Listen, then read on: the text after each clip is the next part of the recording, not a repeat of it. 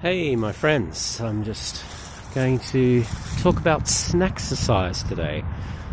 I'm making this video from a sunny park in the middle of Berlin in the middle of winter, well, beginning of winter. And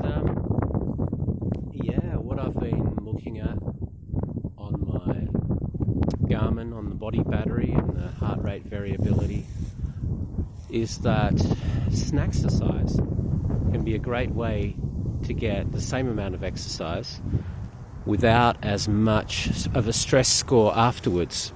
So I noticed that if I split my exercise into two, so having 2 walks a day instead of one big walk, I could be walking the same amount of distance at the same pace, and I would actually have a better heart rate variability afterwards.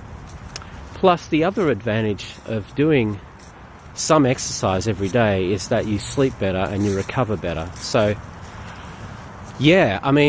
exercise is a bit of a dirty word in the ME/CFS communities, and for good reasons, because so many people have been damaged and even destroyed by simple-minded people who don't know the intricacies of how to manage these chronic fatigue and energy conditions, and they just say, just get off your bum and start exercising and you'll get better, with the assumption that a lot of it's in the head. And we know that this isn't the case, that long COVID and ME/CFS are both metabolic problems. They're problems with the generation of energy.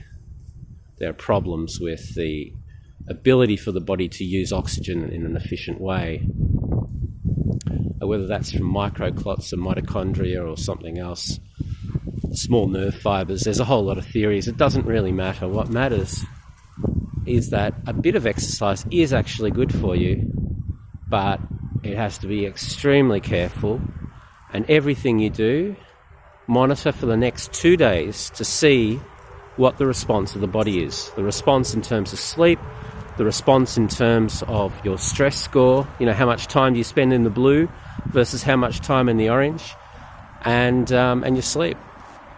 So Snaxercise, about getting little bits of exercise here and there. And I'm talking about splitting a long walk into 2, but you can also just do little tiny bits of exercise through the day, like a little dance, like for a lot of people, washing the dishes is an exercise, of course. And little bits of exercise through the day, 6 times a day, 10 times a day, just small amounts, and just experiment with yourself and just see what response you get on your smartwatch. I found that the response to Snaxercise is fairly immediate, like straight after a really big walk. I had a time of elevated stress for a couple of hours, and that was okay because I can deal with that now, but you may not be able to. This is why it's always about getting to know your own body and your own individual response. And of course, it has to be your own because it changes over time. As you improve, you'll be able to tolerate more, and then maybe one day you'll push it a little bit too much and then you'll suffer for it.